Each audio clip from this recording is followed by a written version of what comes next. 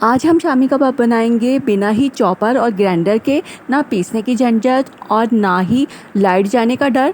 Chopper के बगैर ही हम इसे किस तरह बारीक पीस सकते हैं, स्टेप बाय स्टेप आपको बताऊंगी, तो वीडियो को स्किप मत कीजिएगा और एंड तक देखिएगा। और उन लोगों का बहुत बहुत शुक्रिया जिन लोगों ने मेरे चैनल को सब्सक्राइब किया है। बिस्मिल्लाहिर्रहमानिर्रहीम, अस्सलाम वालेकुम वीवर्स। मैं हूँ साइमा खान और आप देख रहे हैं फूड एंड ब्लॉग्स।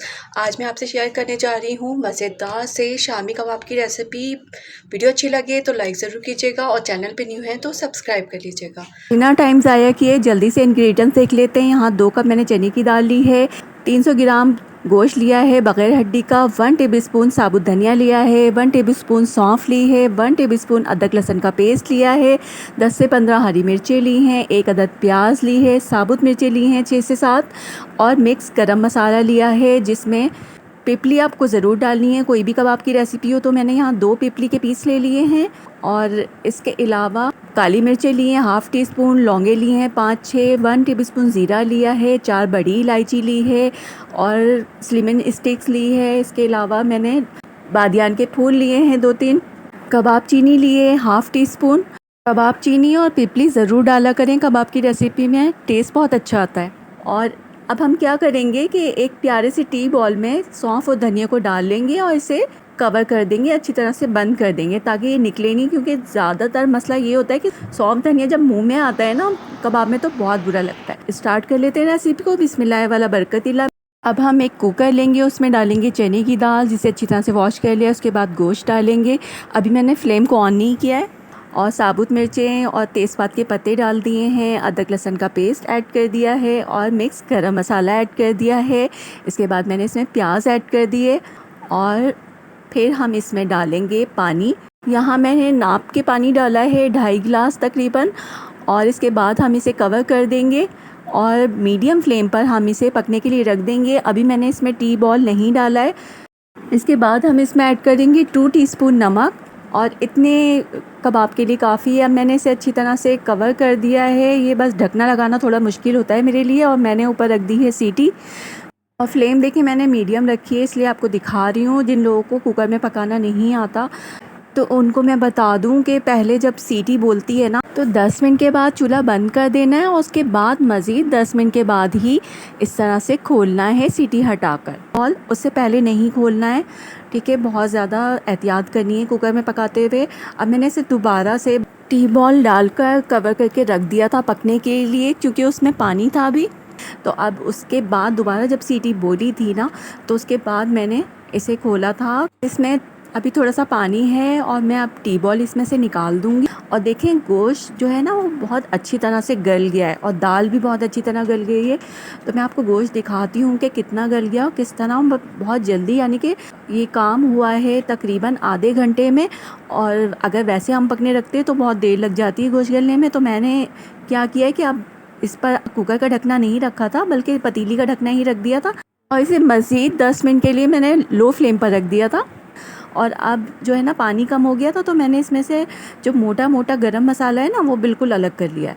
ठीक है, और साबुत मिर्चें और लौंगे और काली मिर्चें रहने दी थी, बाकी सब कुछ निकाल लिया था इसमें से मैंने, क्योंकि हम यहाँ पर कोई पीसने के लिए चॉपर यूज़ नहीं कर रहे हैं यहाँ पर।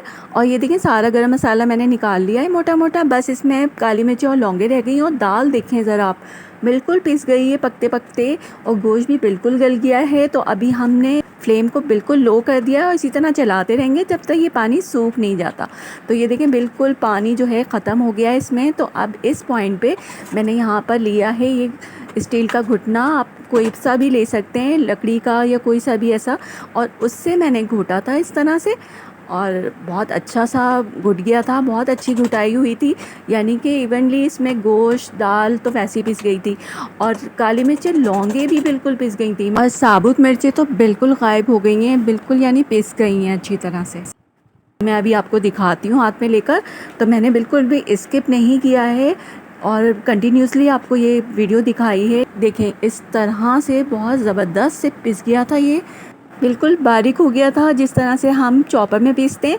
और ये देखें इसमें काली मिर्चें और लौंगे भी बिल्कुल पिस गई थी, यानी बिल्कुल नरम हो जाती है ना पककर, तो वो बिल्कुल देखें ये काली मिर्चें बिल्कुल पिस गई है।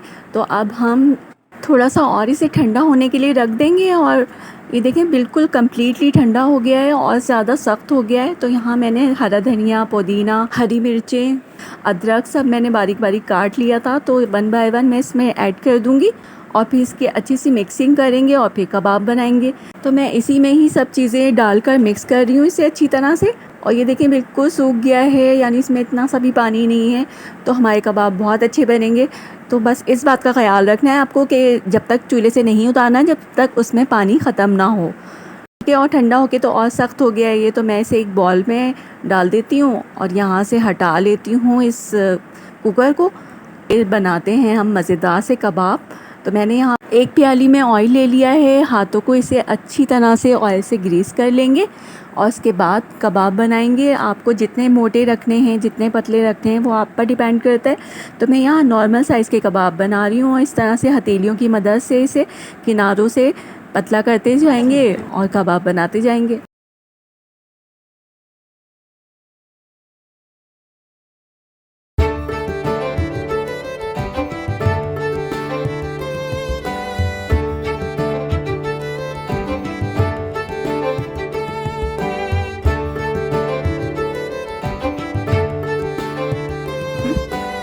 तो जनाब यहाँ हमारे सारे कबाब रेडी हो गए हैं और बिल्कुल एक साइज़ के मैंने सारे कबाब बनाए हैं। तो ये आप पर डिपेंड करता है कि आप कितने छोटे कबाब बनाते हो, कितने बड़े। और अब यहाँ पे मैंने एक बॉल में लिए हैं 2 अंडे। इन्हें अच्छी तरह से हम फेंट लेंगे।